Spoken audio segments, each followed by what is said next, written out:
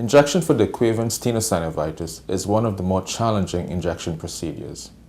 There is very little soft tissue in the area, and the patient should be warned about the possibility of tissue atrophy and skin hypopigmentation.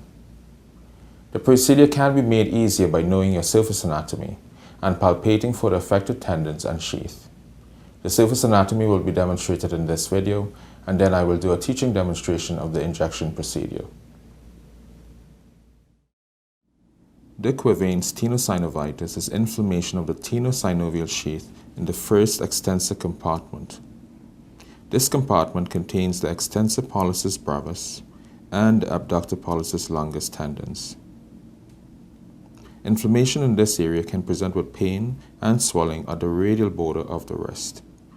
Inflammation occurs where the tendons pass under the extensor retinaculum. The aim of the procedure is to inject within the tenosynovial sheath by sliding the needle just alongside or between the tendons.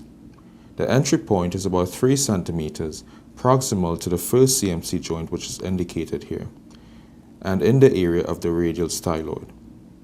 Palpate the radial styloid and identify the tendons by having the patient extend the thumb against resistance. Then mark the point for injection.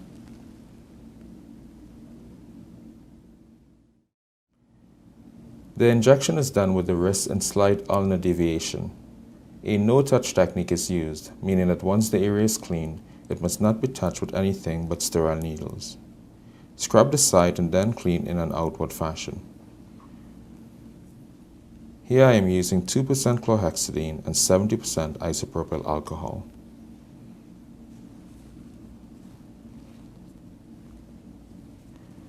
I have a 25 gauge 5/8 inch needle and a mixture of 30 mg of dapomedrol with 2% xylocaine mixed to a volume of 1 ml. Advance the needle alongside the tendons, aiming towards the elbow for about 2 centimeters. Always aspirate to ensure that you're not in a blood vessel. Then inject the solution. It should go in freely. If you encounter any resistance, withdraw and adjust the needle accordingly.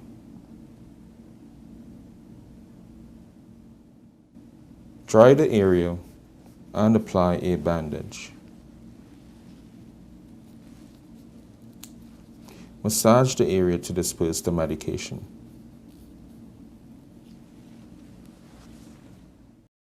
Thanks so much for watching. I hope this was useful to you. Please remember to subscribe.